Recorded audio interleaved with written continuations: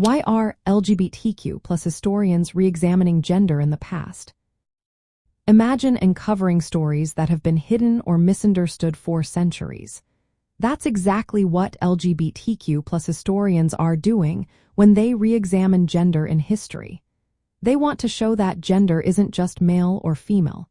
It's much more diverse and complex than many once thought. In the past, many scholars saw gender nonconformity or expressions of gender difference as signs of hidden homosexuality. They often ignored the fact that some people identified as transgender or had different gender experiences. This limited view made it hard to see the full picture of how people understood themselves in history. By looking at old records with fresh eyes, historians now recognize that many people in the past lived outside the usual male and female categories.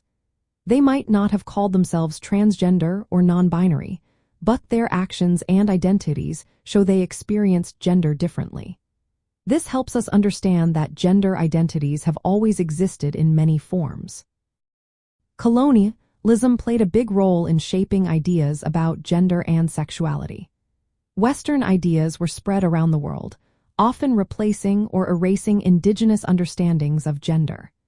Re-examining history helps us see these different views and gives a more accurate picture of gender diversity across cultures. LGBTQ plus historians also want to correct the stories that have left out marginalized groups. For example, Black and brown gender nonconforming people have often been ignored in mainstream history. By finding their stories, these historians help us see a fuller, richer history of the community. This work is important for young people who are exploring their own identities.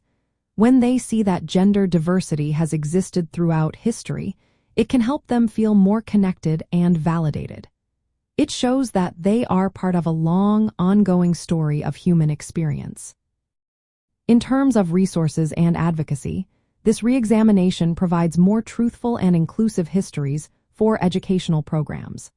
It helps teachers and advocates challenge stereotypes and promote respect for all gender identities. It encourages creating supportive spaces where LGBTQ plus teens can learn about their history and see themselves reflected in the past. Overall, re-examining gender in history helps us understand that gender is not fixed. It's a broad spectrum that has always included many different ways of being.